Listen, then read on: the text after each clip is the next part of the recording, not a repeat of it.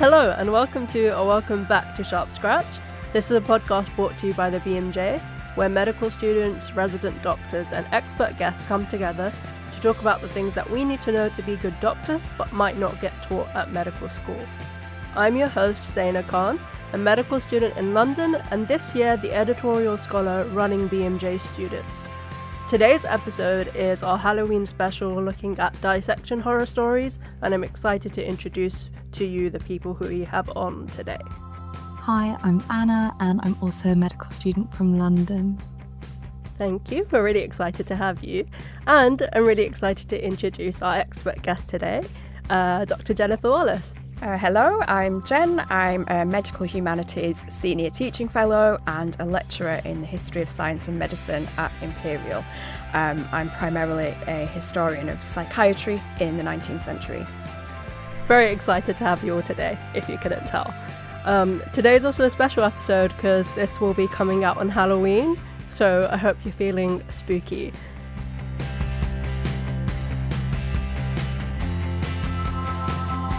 To set the tone, I guess, today's episode is on dissection horror stories. So we're going to take you through some experiences that we've had or heard about dissection today, and then take you through the history of it too.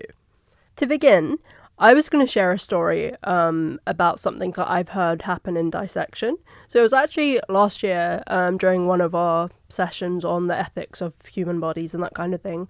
Someone else in the class shared that during their first dissection, there was a student who put their hands inside the cadaver, picked up the lung and threw it across the room.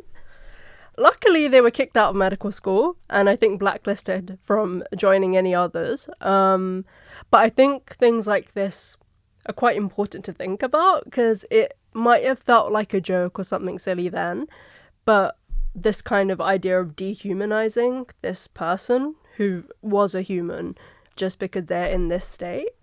I was wondering, Anna, whether you had any stories about dissection horror stories or things you've heard go wrong. So I've actually had a super positive experience doing dissection. I went to the University of St Andrews. We did dissection every single week for 3 years.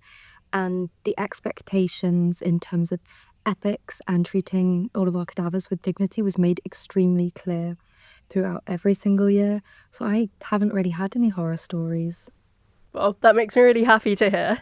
I was going to ask Jen, I know that your background is more in the history behind this rather than dissection today.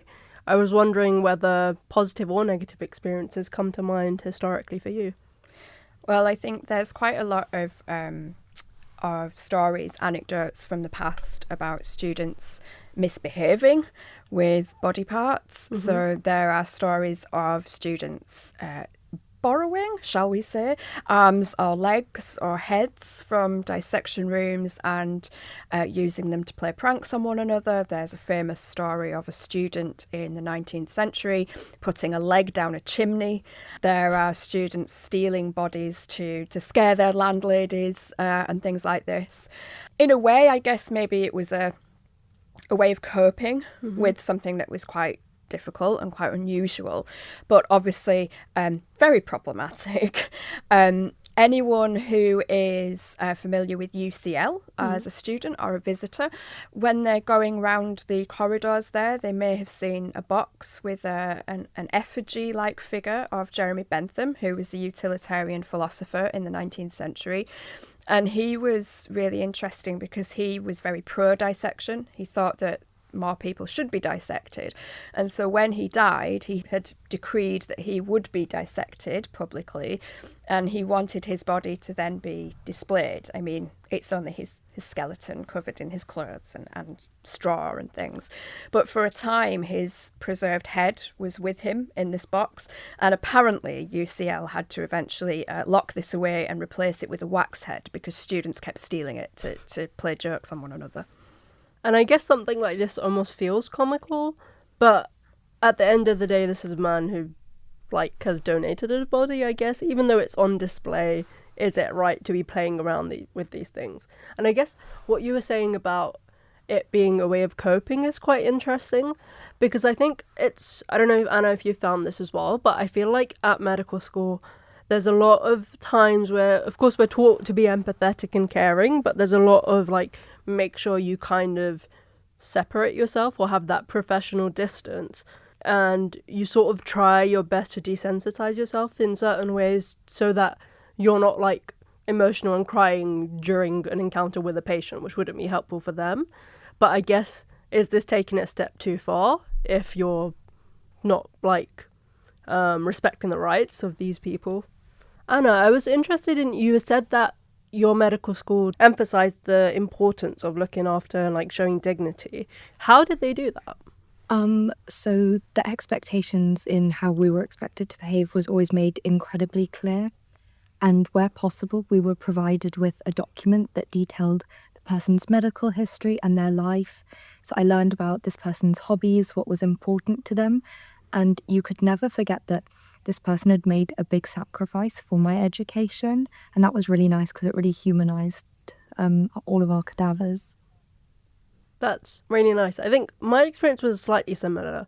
We had like a piece of paper on each section, and it kind of did have like their, like you're saying, like their hobbies and what they were interested in, what they were like. And I think we had like a minute silence or something before our first dissection to kind of think about them as a person and like sort of like thank them internally for doing this. I've heard some other interesting ones. I think again last year during our classes, I think up north in some medical schools they do like memorial services once a year. So it's like a proper day where they invite like families or people who are related to the donors and the medical students, and it's kind of like commemorating this donation that they've made, and I thought that was really sweet. I think also the medical students are expected to like write up a reflection or something based on it. Yeah, so I thought that was quite interesting. But here we're talking about people who have chosen to donate their bodies to science. Would you say that that was always the case, Jen? Definitely not is the easy answer to that. And I think it's really striking listening to Anna's example about knowing all those things about the donor that you're dissecting is a huge contrast to the situation in the 19th century, for instance, where the bodies that were dissected would tend to be people who perhaps were criminals and had been executed, and then part of their sentencing would to be dissected as well, kind of a double punishment, if you like. And when that stops, because there's so many medical schools, there's so many medical students, there's not enough people being executed to meet that supply. And so this is where you begin to see body snatching appearing, which is essentially people digging up fairly fresh graves and selling the bodies to medical schools. And many of those would have been anonymous to the students who were dissecting them, but they would also tend to be the poorer members of society because they had been buried in less secure burial grounds, for instance. That sounds very Dickensian, but I didn't realise, I guess I did A Tale of Two Cities. I chose it for my coursework in like sixth form, and I thought it was a part of the story, and then I was like looking behind the history and I was like, oh wait, this was actually happening. And it's not that long ago if you think about it, which is quite crazy. So the kind of examples that we mentioned earlier about students playing pranks with bits of bodies and things, they kind of invite a humorous response, and it's really tempting to think about the history of dissection as being this spooky story that doesn't have much relevance today. But there are cases that make really clear how dissection has been most practiced on particularly vulnerable bodies. So there's a brilliant book that I really recommend by Helen MacDonald called Human Remains about the history of dissection, and I use this a lot in teaching. And in this, she talks about one case that's especially troubling, that's connected with a 19th century anatomist in Edinburgh called Robert Knox.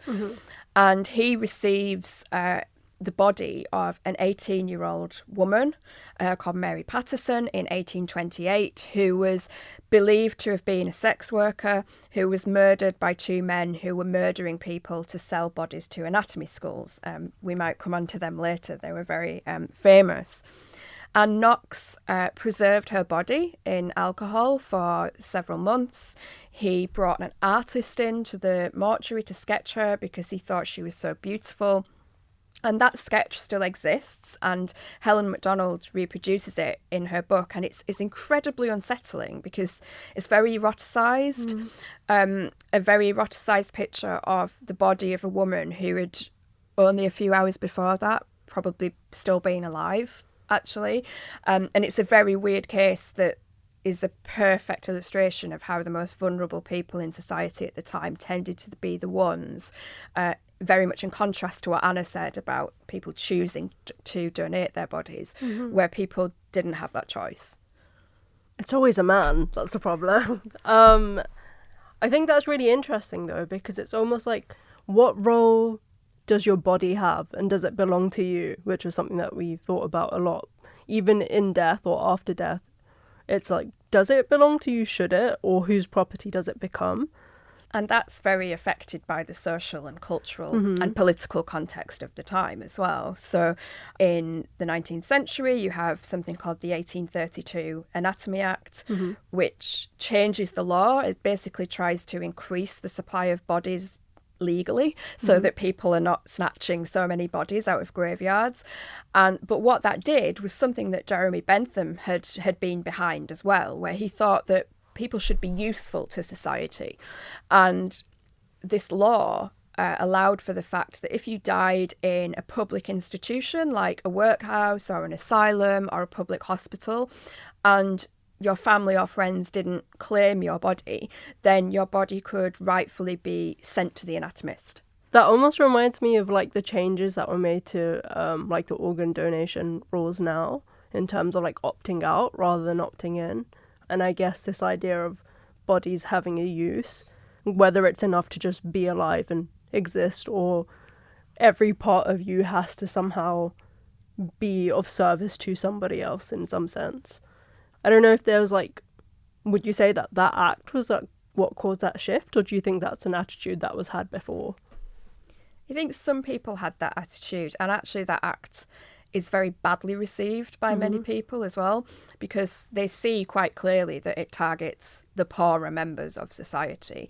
And it comes around the same time that you had other legislation that was also kind of trying to control or make useful the poorer members of society. And so it wasn't necessarily well received. It also doesn't have a massive immediate impact because, of course, you don't actually have the facilities to go and check that every medical school is getting their bodies from the proper place, and underhand kind of transactions still went on. But I guess thinking of the present day, what impact do you think these stories that we've had has today? Have they made changes to how we see people or see people's bodies even after death today? Or do you think we have quite similar views? Well, it's interesting, isn't it, that things like the case of Burke and Hare. So William Burke and William Hare were really famous Edinburgh body snatchers who were supplying bodies to Robert Knox, the anatomist. And they have become almost figures of fun in history. There's a film about them that's kind of pitched as a comedy, which I find quite troubling. So they are almost these Halloween-y, spooky figures that are a bit of a joke. But really, if we break down what they were doing, it's pretty horrendous. And so I think there's a degree to which the passage of time makes us not see things as seriously. At the same time, we often look back at the 19th century and dissection and medical practice and say, oh, well, that's terrible. We would never do anything like that today. How barbaric. What a terrible attitude they had in the past. They didn't know anything.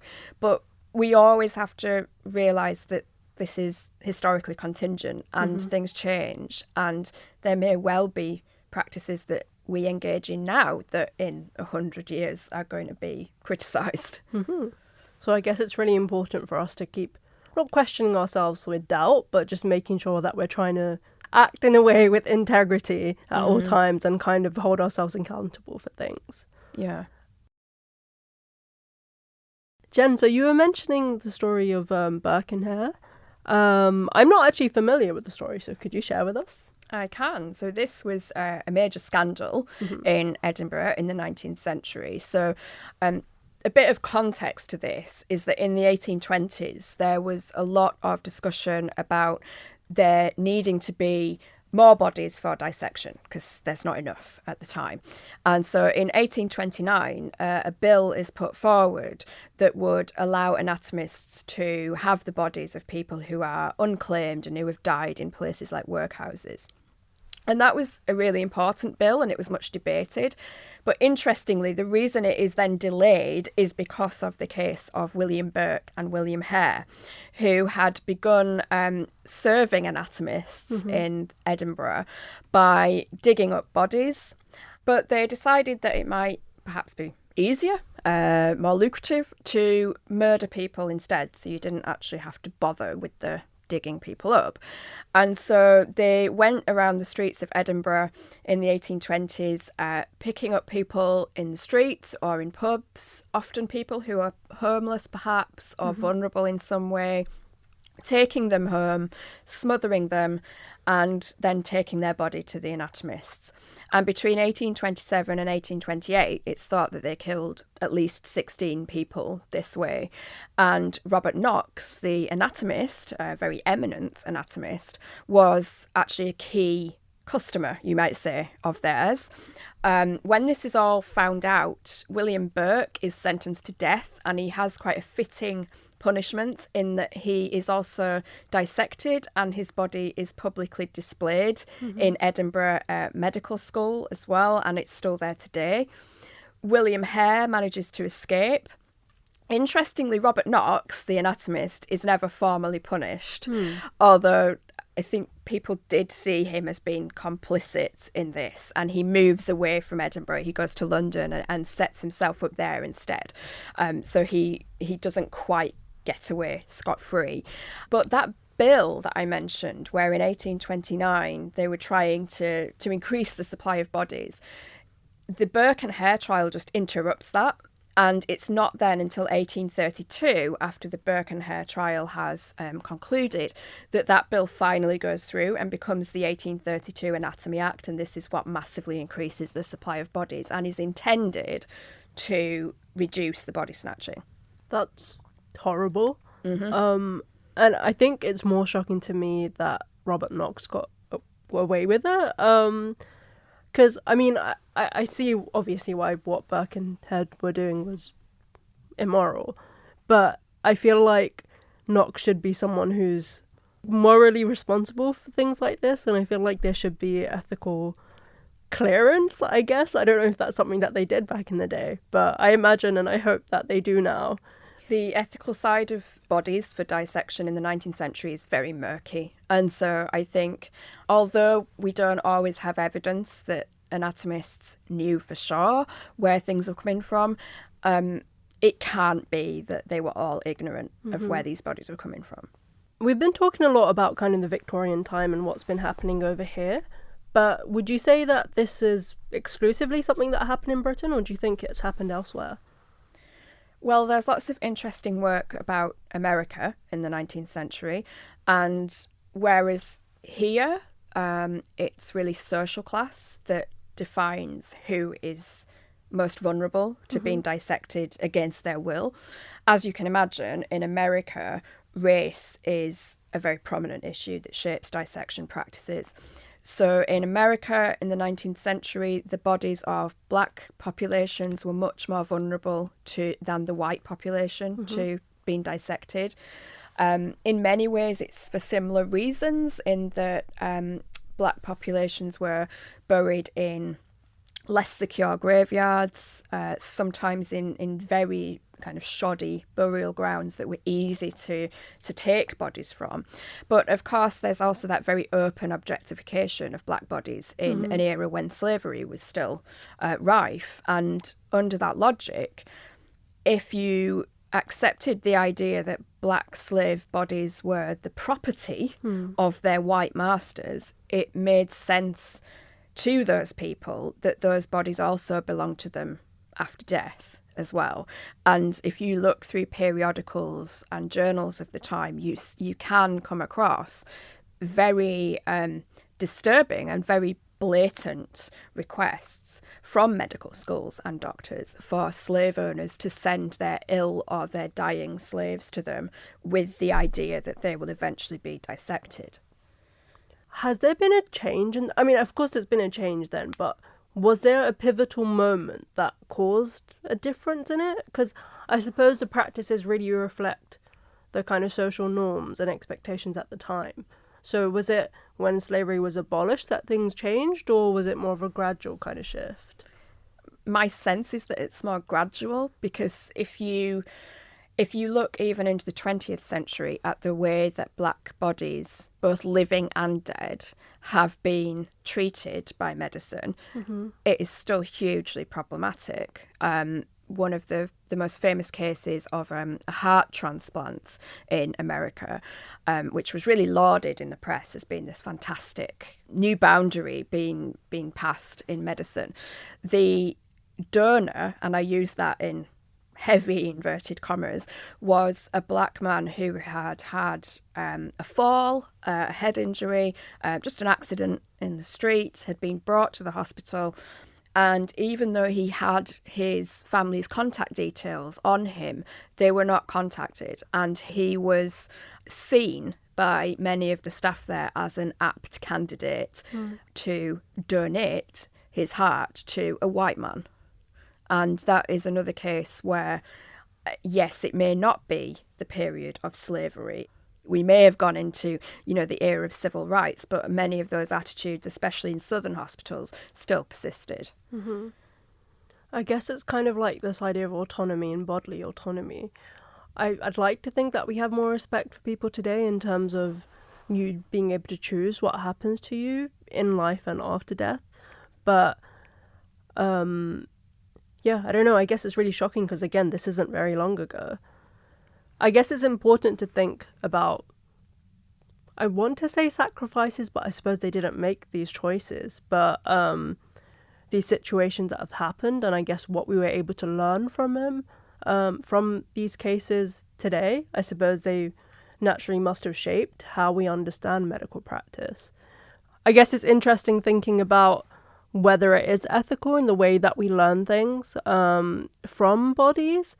But I was wondering, Anna, if you had any modern day examples of where this might happen. Yeah, so I did some of my clinical training in the US, and one afternoon a surgical medtech company came in and they were providing limbs for the orthopedic surgeons to try out their surgical equipment. And I have quite complicated feelings about this. Seeing bodies used for purely commercial gain doesn't sit right with me. On the other hand, a lot of my experience with cadavers has been incredibly positive. I elected to go to the University of St Andrews primarily because of how strong their dissection department is. I think St Andrews and Oxbridge are the only institutions now that can provide such comprehensive dissection teaching because cadavers are so limited. And so my experience in medical school was really contrasted with the experiences I've had seeing it used commercially. I was wondering, Jen, nowadays, is there still quite a large practice for cadavers and bodies being used for commercial gain in industry? It's an interesting question. I think a lot of it might not be advertised very openly because people don't necessarily want the public to know that they are testing or refining things like cosmetic surgery on cadavers. It's interesting thinking about autonomy that Zaynah raised earlier, because we assume if we leave our body to science that it's going to be used in a particular way, and I think most of us would assume it's going to be laid out on a table for medical students to learn from. Whereas, there are cases of people discovering that their relatives' bodies have been sent to be involved in cadaver studies for car crashes and so on, which is understandably very upsetting.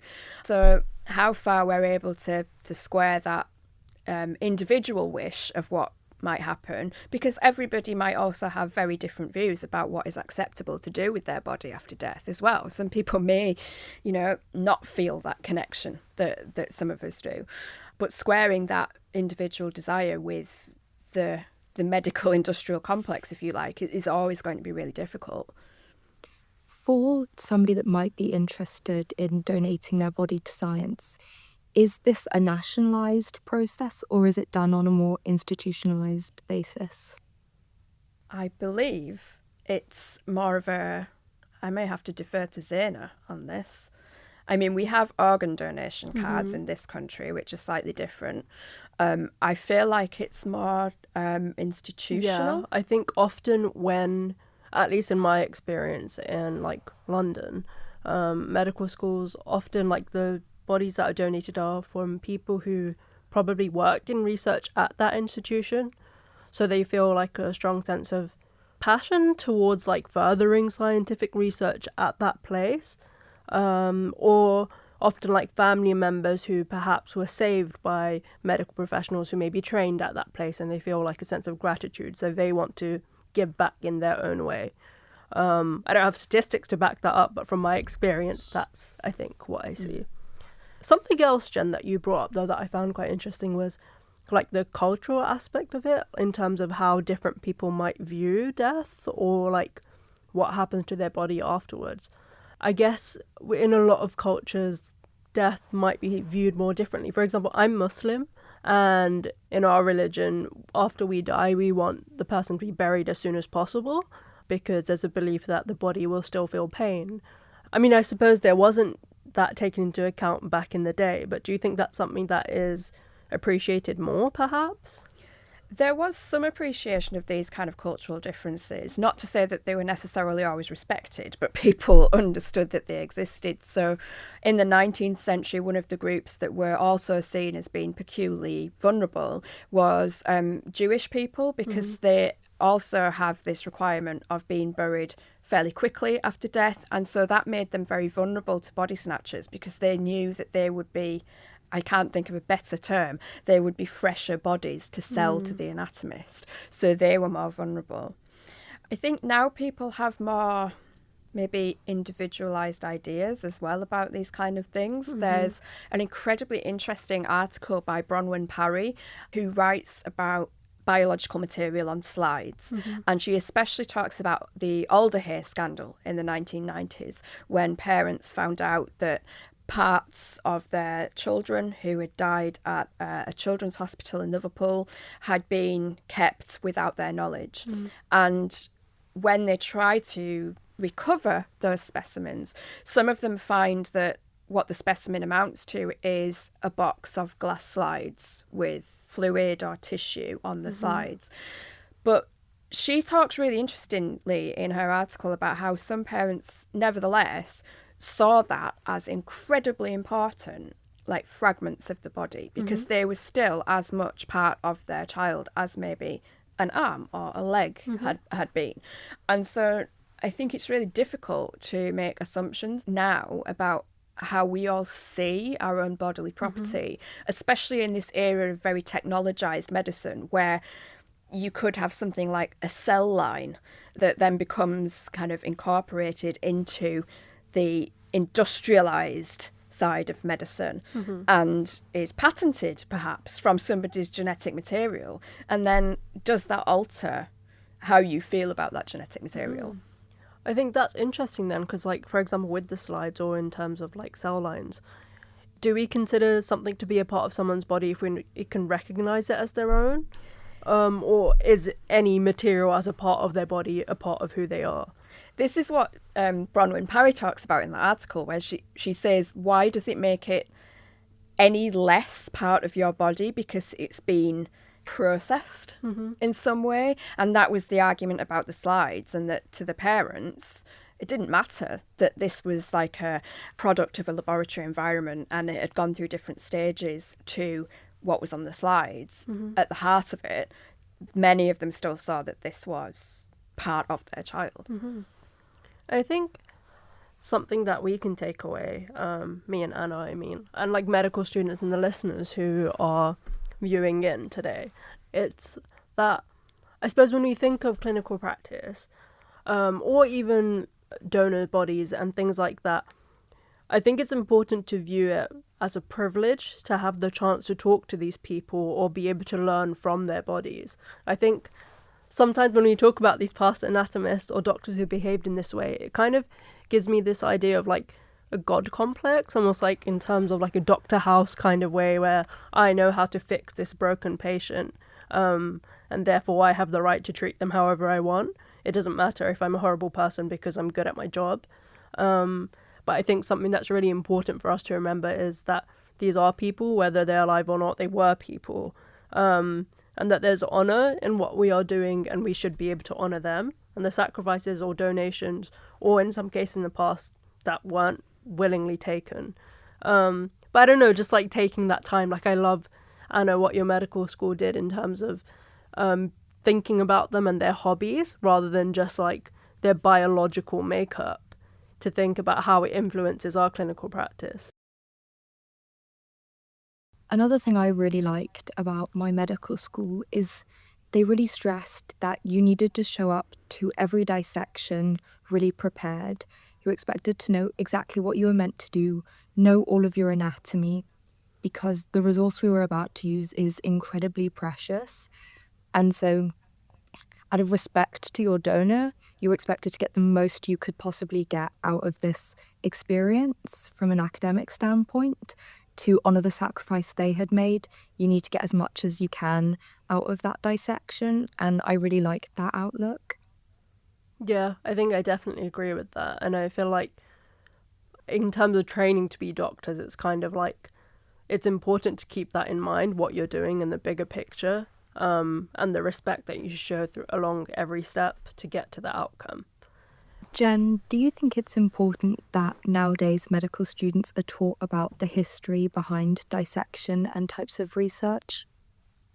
I do think that's really important, and one thing that strikes me when I do teach medical students in particular is that many of them, when they hear about things like the history of dissection or other famous experiments like those that were done during the Cold War, many of which were very unethical, is that they say to me, I don't understand why we didn't know this. I don't understand why we've not been taught this, because it is, as much as all those lovely success stories and stories about famous surgeons and famous doctors and big discoveries, it's as much part of that history.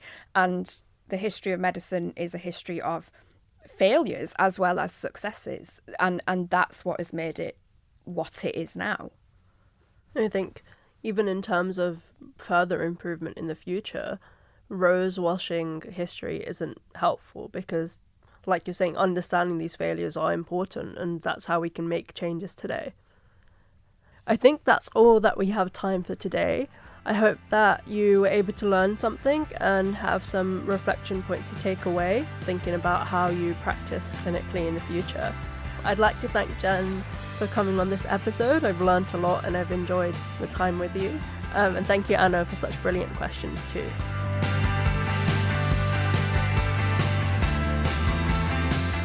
If you enjoyed this episode, make sure you subscribe wherever you get your podcasts, and so that you don't miss an episode. We upload every 2 weeks. Follow BMJ Student on all the social media. We are BMJ Student on all sites except TikTok, where we are Sharp Scratch Pod. Until then, stay sharp. I've been your host, Zaynah Khan, and I'll catch you next time. Bye.